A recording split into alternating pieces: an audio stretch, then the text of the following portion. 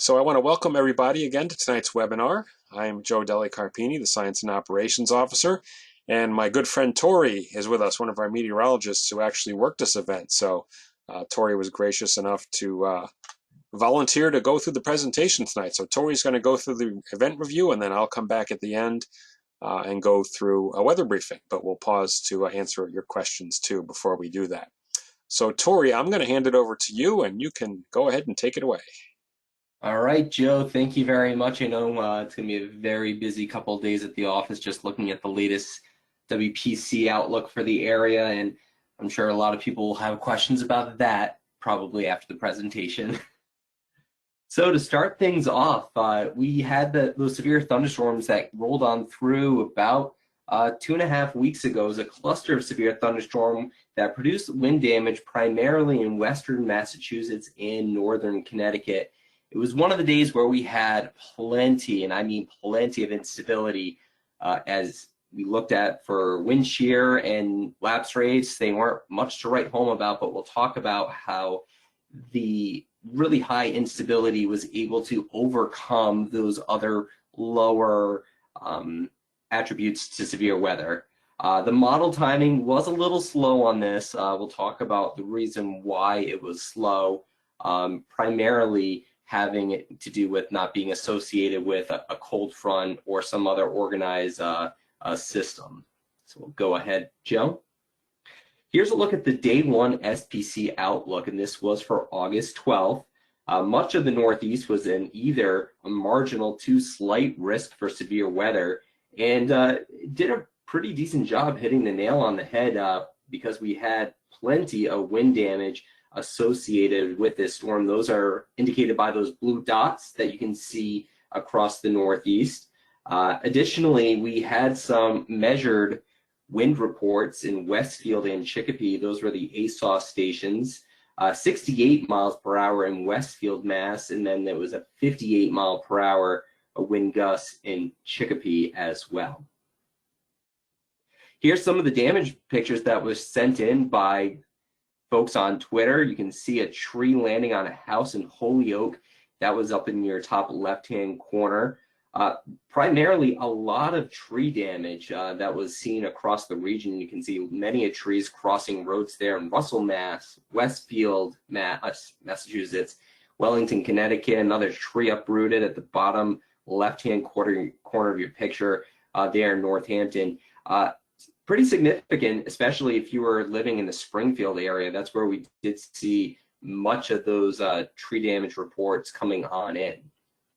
Go ahead to the next picture. So this is once again the day one SPC outlook. The top left hand is showing the slight and marginal risk for much of the Northeast, with Rhode Island and eastern Massachusetts in the general thunderstorm risk.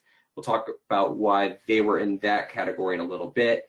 But knowing that we had plenty of instability, we didn't have much shear or really decent lapse rates, we were primarily thinking we were going to have a wind-driven event, and that's why we had a 15% probability for damaging winds there in the yellow and 5% there in the brown. Tornado wasn't a high risk that day. There was an isolated 2% chance, primarily areas back as far west as the Great Lakes and western New York.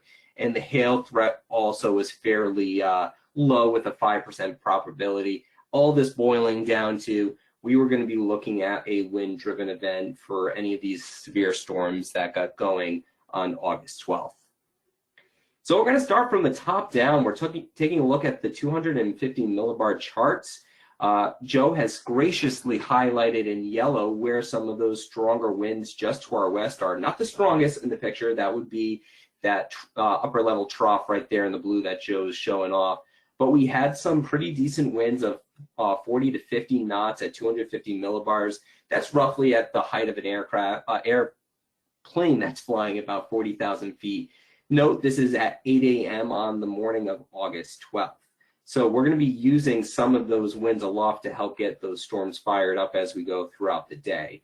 So let's jump down to the 500 millibar surface chart. Once again, we are looking at winds just to our west between 40, 45 knots, but the primary feature we're looking at here is the winds that are coming in from the south and west. We have this broad area of high pressure to our south that's helping to steer in the warmer and more moist air from the south, and that's going to help to drive up our instability. So definitely a classic pattern for heat and humidity there.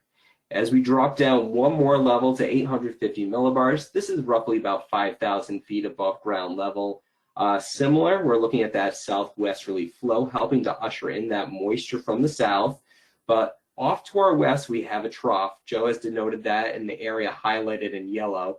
And that is going to be the feature to help fire up some of our storms that we're going to see on August 12th. The big issue here was the timing. So I believe that might be the next one. Joe, let's step ahead. Actually, no. We're going to take a look at the sounding. Once again, the charts that we looked at were from 8 a.m. This is a 8 a.m. upper air sounding at Albany, showing that we have a little bit of a cap that morning. Temperatures were in the mid 70s, and as the balloon rose up in the atmosphere, it was interacting with some warmer air, but with temperatures that day forecasted, I believe, to go well into the upper 80s and low 90s. We were going to heat up the lower atmosphere, and we were going to bust through that cap through the afternoon. We didn't have much in the way of shear. In the morning, there was some okay shear, actually probably better shear in the morning than we had in the afternoon. But all in all, by looking at what we were looking at that morning, we were going to be dealing with likely a wind-driven event heading into the afternoon. We were looking at the instability to come on in, but the shear and the lapse rates, those are going to be the struggle heading into the afternoon. All right, let's step ahead. Here we're looking at the high-res NAM forecast at 8 o'clock, showing a line of storms, and as we all know now, it wasn't really that case, and they were coming through much later in the afternoon, and the storms actually got fired up a little bit earlier. So this model right here, the NAM, shows a solid line of storms coming through the western portion of New England and weakening as it reaches the coast, which in fact the storms did weaken as it got closer to the coast, just because it was running into weaker instability. Weaker instability is a very, the term, there was instability to the west that we were talking well over 2,500, 3,000 joules of CAPE. To the east, we had maybe 1,000 joules of CAPE, and on a day where we had better better lapse rates and shear, it would have been great for thunderstorms, but on this day, definitely wasn't. I'm getting ahead of myself, Joe. Let's go ahead to the next model. This is the HER 2 p.m. forecast model. The storms are more isolated in nature, and that's where they really were. But the timing is still a little slow, but we're getting a little better, showing those storms firing up and getting through the area. I believe it was saying around 22Z. We'll let that loop back one more time. Getting into our area by 22Z, 23Z. So that was like 6 to 8 o'clock, but in fact, these storms were really getting going around 2 o'clock in the afternoon. And we have one more model to show you. This was the 5 o'clock HER, and the HER is actually using the radar to help initialize the model run. So by having the 5 p.m. Radar, it was able to really hone in on those storms, but actually by 5 o'clock, those storms were knocking at our doorstep. So let's take a look at the afternoon sounding. This is going to be a forecast sounding near Westfield, Massachusetts at 4 o'clock. And Joe, I want to show the folks the area of CAPE. That is the area between the red and the blue line. You see that tall, we'll call it a healthy CAPE. It's not totally fat because it goes so high up into the atmosphere, but that is a lot of CAPE. For the most unstable CAPE layer, we're talking about 3,500 joules of CAPE. And for the SIN, there was no convective inhibition. That meant any of those storms that got above the level of free convection where it was able to blossom right on up. Additionally here, we're looking at our shear. The shear is in the second box. We have surface to 1, surface to 3, effective shear. The shear is very low. For any type of really good severe weather, you're going to want those values to be well into the low 40s. 45 knots of shear will definitely be helpful. But as you can see that day, we had the low level shear of, it's a little blurry on my end, but I believe that was around 8 knots and 29 knots for the 0 to 3 kilometer shear. Other things that we can look at is, Joe, we can go ahead. But it was a marginal day for severe weather. And we were discussing this very early on, and I'm pretty sure this was a forecast discussion that was written by one of our forecasters, Andrew Lecanto. And in his discussion, he was talking about all the instability that we were going to have that afternoon. But the biggest issue is going to be, when are we going to see these storms initiate? Is it going to be earlier in the afternoon? Is it going to be later in the afternoon? But with that being the one part of the forecast that was a little bit of a challenge that morning, we did know that wind damage was going to be likely possible that afternoon in western and central Mass and northern Connecticut, so much so that our forecaster, Andrew, was able to coordinate with SPC to upgrade us to a slight risk for severe weather, and collaborated that with our neighboring offices to really get us all on the same page for these potentially strong thunderstorms during the afternoon. All right, so with that being said, the Storm Prediction Center in Norman, Oklahoma, sent out a mesoscale discussion kind of highlighting the area where they could see a possible thunderstorm, severe thunderstorm watch for that afternoon. So that was early in the morning. That was at 10 a.m. That was Central Time, so 11 a.m. on the East Coast. They gave us a 60% chance for probability of issuing a severe thunderstorm. And so that's what you're looking at on your top left. The bottom left right there, that is what we call the day cloud microphysics. We're able to essentially look at the temperature of the highest part of the clouds. And when you see those lighter blues and greens, those are some pretty low clouds. But those darker orange and reds, those are some pretty tall clouds, meaning colder temperatures. The ones out ahead of the line of storm, likely some cirrus clouds, but we like to see those reds and yellows kind of blending in with the blue, likely the stuff you're kind of seeing down towards northern and western portions of Pennsylvania. So that is what came out at 11 a.m. Eastern Time.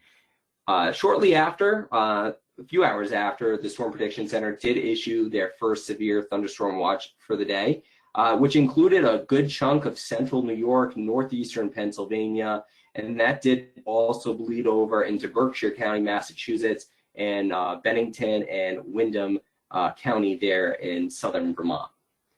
So that was until 8 o'clock in the afternoon, and primary threats were damaging winds to 70 miles an hour and isolated large hail up to about an inch in diameter possible. But as we all know, the wind was the biggest threat that afternoon.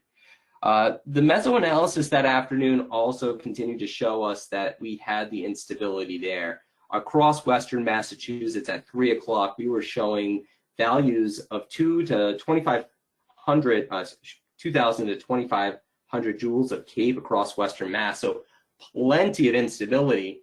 In terms of shear, there was next to none across this part of our area. In terms of lapse rates, we were on the border of about 6 to 5 degrees per kilometer, so those are pretty weak lapse rates. But as we were discussing earlier, when we have that much instability, the heat and humidity of the day with temperatures climbing into the upper 80s and lower 90s, that instability was going to win out and was going to help produce those storms throughout the afternoon. Going ahead, we'll have the first look at the radar from that afternoon, or between 2 and 3. We had those storms already starting to fire up and move from just south and east of Albany into Berkshire County in southern Vermont. Those were already severe warned at that point. And by 2:50, the SPC had, the Storm Prediction Center had discussed maybe extending that watch further east through Worcester County and eastern Massachusetts. But the caveat here is, by the time the storms get there through the afternoon, early evening, they're also going to be running into a more stable air mass. As you can see in that picture on the top left, showing where the most instability was, it's in western Mass, and as you go into eastern Mass, the instability starts to drop off quite rapidly. And since we don't have the shear and the lapse rates to help us out, it was only given a 60% issuance. but as we all know, these storms did weaken as they went further east, and a watch was never actually issued further east that day. Throughout the afternoon, the storms continued to push further towards the east. We can head into that next slide, showing those storms just after they went through the Springfield area, and they were pushing into northeast Connecticut, southern Worcester County. Storm Prediction Center then sent out another follow-up mesoscale discussion saying that the issuance of a watch did decrease about 20%. Once again, the cluster of storms were decaying, running into weaker areas of instability. You can see, once again, in that picture on the top that has the blue squiggly lines, did see some of the instability shift towards the east, but once again, instability was continuing to decrease as you got closer and closer into southeastern Massachusetts. So we were going to figure that these storms were going to decay as they were getting closer to, say, the 95 corridor that afternoon. And by the time we got to 7 o'clock, we were looking at instability that was really just starting to fall apart. We were losing the heating of the day. And once again, wind shear and the lapse rates were still poor. So the storms, they just weakened as they got to Rhode Island and eastern Massachusetts. So for the folks that live in Rhode Island and eastern Massachusetts, we're hoping to get a nice, good thunderstorm out of this, maybe see some strong winds. Sorry to disappoint once again. It always seems to happen as they get closer and closer to the coast that they do fall apart. So what we have next is the actual radar loop that day. It goes from 2 to 8 o'clock. So these storms did initiate earlier in the day versus later as that trough swung on through. And as it passed through that Springfield area, that's where it was at its most potent for us. That's where we had the 68-mile-an-hour wind in Westfield and the 58-mile-an-hour wind in Chicopee. Look at those lines coming on through. We did issue those severe thunderstorm warnings that afternoon. I was also on shift with Hayden Frank, one of our lead meteorologists, and we could see the wind signature, and it was pretty impressive, and that is why we did issue those warnings. We weren't as concerned for hail that day with the primary threat already going into the afternoon being wind, and that is why we did issue those warning polygons. And you'll notice by the end of the loop, those warnings we did extend into eastern Connecticut, into Rhode Island, because the storms were still packing a bit of a punch, about 50 knots, 45 to 50 knots of wind at the lowest level of the radar tilt at the 0.5. But once again, we were just discussing, there were very, very weak forcing in that area, and the storms quickly just fell apart. And then I believe we have our next one. We can actually show those storms as they were going on through Westfield, that 68-mile-per-hour gust. On the left-hand side, you're looking at the radar. You can see those stronger reds indicating some of those bigger hydrometeors falling over Westfield. And on the right-hand side, you're looking at the radar velocity. Now, this is looking about 7,000 feet above the ground just because of the distance from the radar and the tilt. The sampling winds at 40 to 50 miles an hour, but the amount of wind that was able to mix down to the surface at this point was quite strong at that 68-mile-an-hour mark. Actually, some of this wind was stronger than many of those tornadoes that we had, Joe, from the remnants of Fred and Henri. So we'll wrap things up with this summary. Once again, it was a cluster of severe thunderstorms that did produce that wind damage for western Massachusetts and northern Connecticut. We had plenty of instability, 2 to almost 3,000 joules of CAPE, and that was able to overcome the weak shear and the marginal lapse rates. So once again, we were able to trade off the extra amount of instability that day to get those storms fired on up. And when we don't have something with significant forcing like a cold front, it can be difficult to get the models to kind of spin up those storms at the time that they actually spin up. So that was one of the more difficult parts of the forecast, figuring out when those storms were going to push through, because the original model timing was bringing it through during the evening hours. So that pretty much about wraps up this case event. It was a pretty busy afternoon at the office, Joe. If there's anything else you would like to add on in at this point, I'll let you jump on in. Other than that, I'm happy to answer any questions that the folks may have. Go All for right. it. Thanks, Tori. It was a great review. Um, and I'm glad you were the one to do it because I wasn't working that day. So you had a better perspective than I did. So we've got some questions here, Tori, so we'll go through and answer them. First from Max. Is there a particular location or probability reason that is why the last time I saw strong winds in a warn storm was October 7th with the derecho last year, although I've been under about 10 warnings since? Well, if we go, let me see if I can sneak back. No, it's not going to let me sneak back, is it? Okay, well, let's see, we can try. Here we go. So if I go back, if you look at all these polygons here, notice they're larger than, what we do is somewhere within that polygon max is going to get the severe wind, or in the case of a tornado warning, the tornado. Not everywhere is going to see it. So we give ourselves a little wiggle room because storm motions can change. The storm itself can kind of reorganize, and the wind threat can shift into a different part of the storm. So a lot of times, especially with these lines of storms, we're going to draw the polygons that you see. Notice how large they are as we're moving through. So we're going to make it a little bit bigger. But what it really means is somewhere within that polygon, we'll see severe weather. Doesn't mean everywhere.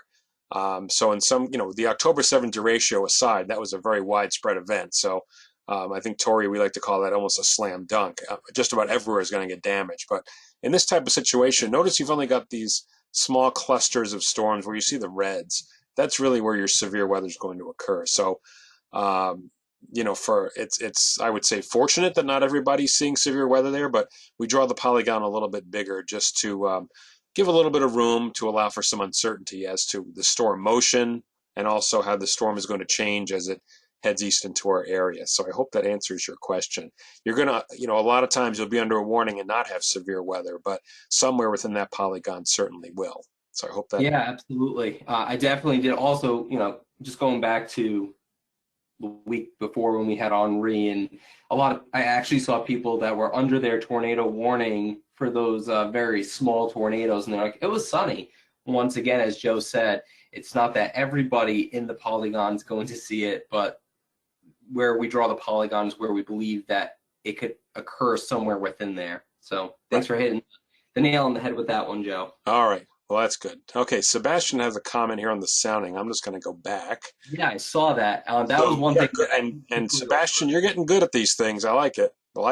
So he had another indicator of the wind event was the D cape value, which is downdraft cape. If you look down here where my cursor is, so that's kind of the energy that's available to produce downdrafts or wind damage. And the higher the number, the greater the threat. So that just shy of 1200 is pretty good. And he said he likes to look at that parameter to get a good idea of how big the wind risk will be for a line of storms. And absolutely, Sebastian, that's what we look at as well. So, Tori, if you have any comments, go ahead. Yeah, I was just going to say, we typically want to see a minimum of like maybe 800 at the very minimum for DCAPE in order to have an idea in our head that we could see some pretty gusty winds with those storms. So that was definitely a good one to pick on out. And yeah, thanks for bringing that one up, Sebastian. All right, and let's see. We have a question here from Ethan. I'm going to go ahead to one of the mesoanalysis maps. He says, do you need more shear for stronger storms because it takes more wind to push the storm and tilt it? Or does every knot of shear make a difference? Will you see a storm get stronger with 15 knots versus 10, or another scenario, 25 versus 20? Or like you had said, Tori, do you really need like 40 knots plus? It's a balance, Ethan. So in this case, as Tori mentioned, we had so much instability, so much of that cape. In most cases, our cape values are like 1,000, maybe 1,500 on a good day, but these were over 2,000, so that's really, really good. And in that case, it was able to compensate for almost no shear. So we're talking about things on the storm scale, not what's necessarily on these maps. So, you normally want to see at least about, on a typical day, about at least 25 knots of shear. That's kind of where we're getting marginal to start seeing severe weather. And the higher the shear from there, the better it is. And if you have low instability but high shear, that's also favorable too. And those are much of our tornado environments that we see. There's not a lot of instability, but just enough. But there's so much shear that the shear can compensate for just a little bit of instability. So this is almost the reverse case. You've got so much instability, but not a lot of shear. And don't forget, the shear is important because it helps with the updrafts being allowed to coexist with the downdraft. So remember, you have your updraft bringing the warm air in, and the rain cooled air is your downdraft. You want those to exist together for as long as you can. And when you have shear, the greater shear you have, the further apart those two are from each other. When you don't have any shear, think about a quick garden variety storm. The updraft gets the storm going, it starts raining, and then the downdraft kind of crushes everything on the updraft and kills off the storm. It's gone in 20, 30 minutes. So when you have a lot of instability, the storm can survive a lot longer than it would on a typical kind of instability day. So Tori, you have anything to add to that? I hope that wasn't too complicated. No, Joe, I think you got that one well as well. Okay, and let's see. Another comment from Sebastian. Being an Eastern Mass resident, I can confirm Eastern Mass rarely sees substantial severe weather that initiates from the west. And yeah, that's, our southwest flow days. That's most of our severe weather days are southwest flow. So, Tori's in Rhode Island. I'm in Eastern Mass too. And that southwest wind off the water will just drop the instability once you get east of like Worcester County and Windham County in Connecticut. So a pretty common feature. We almost need to have pretty strong dynamics or a strong cold front to really drive the storms east. So let's see, from Tom, what are the ingredients that cause summer storms to weaken as they move east from Western Mass? Is climate change responsible for weaker cold fronts? Well, I think we explained the first part. It's really the southwest flow. It's more stable, so you lose that energy. And, as far as climate change with weaker fronts to be determined, that's something you'd have to look over years and years rather than just one event by one event. So, it's certainly warmer. But we still get good pushes of cold air, out of Canada from time to time. So, weaker cold fronts are very typical in the summertime. A lot of time they will head east and almost dissipate once they reach kind of the Cape Cod Canal. That's a pretty common occurrence in the summer. They just kind of run out of gas, and the air mass modifies, warms, and the cold front's pretty much done. So, not necessarily climate change, but that would have to be, I guess, further study, huh? That it would. Yeah. That it would. That would be a great, thesis question for a master's or PhD student. Yeah. Let's see, another one from Ethan. What's the primary mechanism by which thunderstorms cause damaging winds? So it's really, Ethan, it's just that downdraft is what happens. You have a strengthening downdraft. The cold air, remember, is more dense than the warmer air. So in a way, it's heavier, and it drops down from the storm and it rushes out. So the faster it rushes out, the faster your winds, and generally the more damage you'll get. And he wants to know, are these visible on radar? Yes, like Tori showed. We can see them. What you want to use is base velocity. So you want to look at ground relative winds, which would be base velocity, not the storm relative, which kind of takes out the storm motion. And you want to make sure you're sampling it well too. Is it, if it's perpendicular to the radar, you're not going to get good sampling. If it's coming right, aimed at the radar, then much better sampling from the radar. So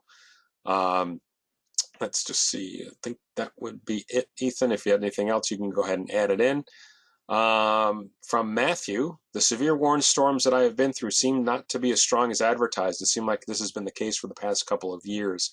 Again, it has to do with the fact that we make the polygon a little bit bigger than the actual threat area. With severe thunderstorms, the damage is often very, very localized. Less, it can be a mile or less. In many cases, I think, Tori, it's less than a mile, maybe just a few blocks. So you're going to be overwarned in a lot of cases. That's just the nature of our job. We're not good enough to get it down to the street level, unfortunately. The radar samples at pretty, I would say, large, they're larger than neighborhoods. So yeah, that's going to happen. But we try to identify the threat area as best we can, draw the warning polygon appropriately. But yeah, certainly not everywhere is going to be experiencing the severe weather, and I would hope not. We don't really want people to have damage. Let's see, from Max. Let's see, he was under 20 warnings, only on 10 that had been near the center. Yeah, Max, again, it just depends on the storm, the evolution of the storm, kind of our expectations of where it's going to go. And he said he was on the edge of a tornado warning here in Charlton with Fred. So yeah, we try to make, again, with the tornadoes especially, we don't want to overwarn and make them too big. So we do try to make those as small as we can, but we still need to not make them too small. because we do want people in nearby areas to be alerted as well. Exactly. Sometimes those tornadoes can, this tornado's not always moving in the same direction as the parent storm as well. They can do some odd things. So you can't make them, you don't want to make them too big, but you can't make them too small, precise either, because they can easily kind of wiggle in and out. So that's why we have to do that as well. Right. Let's see, comment from Matthew. The new radar product on our website seems to be not as good. Yeah, we know. Any idea if this will be changed? Yes, it will. They're actually working on some improvements by actually one of the programmers at our office. Did some improvements to it and passed it up to headquarters on the national level. So look for those soon. And when we get to the briefing, Matthew, I can put in the chat. We've got kind of a hidden radar site that we have, which I think would work a lot better for you. So I will put that in the chat once we get to the briefing part for you, and you can use that one. Let's see, another comment from Sebastian. Important to note, New England storm systems are different from plains weather setups or deep south setups. Thresholds for severe weather are different, so you look for in one area may not translate to our weather up here in the Northeast. Yeah, that's true. A lot more subtle features here, I think, as many of you have seen our event reviews can probably tell. Aside from like the June 1st, 2011 tornadoes, we don't have big, easy to spot signatures like they do in the plains or even the deep south. So they're a lot more subtle. They can be more difficult to detect, and they're very quick too. So, sometimes they occur between radar scans. But yep, that's a good observation, Sebastian, and that's why a lot of our radar training is based on plane setups, which isn't always appropriate for here. So Tori, you just went through radar training. I think they've been a lot better working on different parts of the country now. Yeah, they actually did have a severe event for the Boston area. Actually, the day where I want to say it was August 2015 when Boston had like its largest hail. I believe it was August of 2015. They had that as an event for us to use as a case study. So they're getting there, but primarily most of the stuff that they're showing us are those more recognizable signatures that are more easily seen in the plains, and that's why they do show us those. Because stuff in the Northeast can be very discrete and a little bit hard to learn off of. So that's kind of their go about, but they are trying to show a little bit more of that discrete stuff that we see here in the Northeast. Right. Okay. A couple of follow-ups on Shear here. One from Tom asking how does Shear maintain lift, and Ethan wanted to know whether or not the updraft and downdraft are already separate, but also how far apart they are. Yeah. So Ethan, you don't want them too close to one another because the downdraft will eventually squash the updraft and the storm will dissipate. So, or maybe you do want that so we don't have more damage. But if the storm is going to maintain itself, there has to be some separation so they can be kind of separate entities. And Tom, the shear maintains lift. When you have enough shear, it keeps that updraft, which is the energy for the storm. Remember the air going into the storm being lifted? That's how it kind of helps to maintain it, keeping it away from the downdraft. That's the main thing. You want an updraft and a downdraft to kind of coexist, if that makes sense. And another one from Tom, why do squall lines form well ahead of surface fronts? Has the frequency lowered? No, it's actually a pretty common feature here to see severe weather well in advance of the cold front. We normally have what's called a little surface trough or a wind shift line that will come out ahead of the cold front. It's been documented in a lot of case studies and research here in the Northeast. So it's called a prefrontal trough, and it's just a wind shift line. And that normally is what focuses our showers and storms on severe weather days. Then the cold front will come in about 6 to 12 hours later with kind of the big change in the air mass when we turn cooler and less humid. So that's actually pretty typical, and it's been studied back since, I think, the 70s in a number of severe weather events here in the Northeast. Let's see, just going through, so we move on. Ethan wants to know, Tori, this might be one for you. How often do storms move out of warning polygons unexpectedly, as in not close to the end of the warning or something? Yeah, I would say so if you have a more or less of a discrete single cell thunderstorm, those, depending if they're a left mover or a right mover, they can move out. I don't know off the top of my head what the percentage-wise is. I know personally from experience going through the radar training school, which I just finished last week, that's why we do draw those polygons larger so they don't move out of the polygon. But they can happen, and sometimes when that does happen, we need to reissue a warning. So as Joe said earlier, on top of the reason why we draw those polygons a little bit bigger, because of where the storm may center its strongest winds could change, but additionally, we draw them slightly larger just to take into account the possibility of an unexpected shift. So it does happen on occasion, but we try to not let that happen. Yeah, and again, as Tori mentioned, it's really when you have a storm, kind of an isolated storm by itself, not so much a line. Sometimes, things going on within the storm, which we call storm scale, maybe on the order of a mile or two difference. You can have one part of the storm begin to collapse and another reforming to the southwest, and that takes over. And then that's your severe weather threat. So sometimes, the polygon has to be redrawn for that. It's not too often, but it certainly does happen. The tracks aren't perfect. Let's see, one final one here from Tom. Is marine air more or less of a factor in deterring East Coast storms in this climate change regime? Tom, again, can't really link this to climate change. This is something, maybe happens a little bit more often, but it's more, the marine air has always been a deterrent ever since I can remember, starting to study severe weather here. It just is, you have the cooler ocean this time of year, warmer land, you get a southwest wind off the water, and it does make it up in eastern Massachusetts and Rhode Island. That just lowers the instability. So the energy available for the storms is gone, and the storm will just weaken. There's nothing to feed off of. In a case where we have maybe a little bit more of a west wind, there's less of an ocean influence, and the storms can make it over to the coast. So hope that explains it a little bit. Not necessarily, directly tied to climate change, but definitely the more stable air from the what we call the marine layer there. All right, so Tori, thank you. I guess we'll head to the weather briefing portion now.